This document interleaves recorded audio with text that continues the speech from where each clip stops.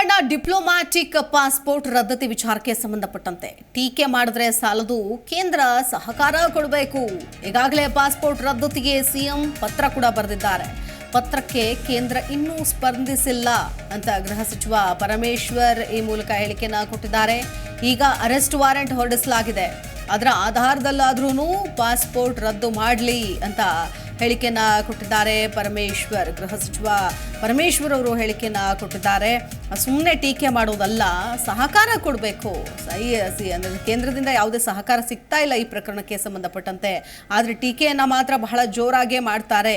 ಈಗಾಗಲೇ passport ರದ್ದತಿಗೆ CM ಪತ್ರ ಬರೆದಿದ್ದಾರೆ.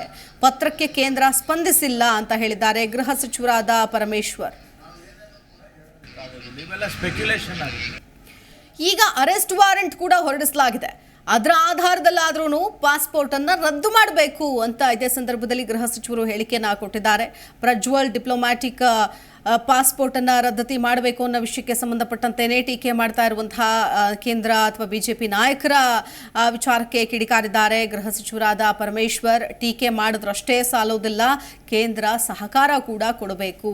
ಈಗಾಗಲೇ ಪಾಸ್ಪೋರ್ಟ್ ರದ್ದತಿಗೆ ಸಿಎಂ ಪತ್ರವನ್ನ ಬರೆದಿದ್ದಾರೆ ಖುದ್ದು ಕೇಂದ್ರಕ್ಕೆ. ಆದರೆ ಯಾವುದೇ ಸ್ಪಂದನೆ ಬಂದಿಲ್ಲ, ಯಾವುದೇ ಉತ್ತರ ಕೂಡ ಸಿಕ್ಕಿಲ್ಲ ಈ ಪತ್ರಕ್ಕೆ. ಆದರೆ ಟೀಕೆ ಮಾತ್ರ ಮಾಡ್ತಾರೆ ಅಂತೇಳಿ ಗೃಹ ಸಚಿವ ಪರಮೇಶ್ವರ್ ಕಿಡಿಕಾರಿದ್ದಾರೆ.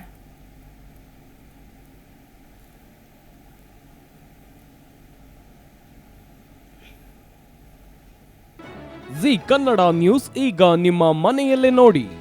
ಎಲ್ಲ ಕೇಬಲ್ಗಳಲ್ಲಿ ಈಗ ಲಭ್ಯ.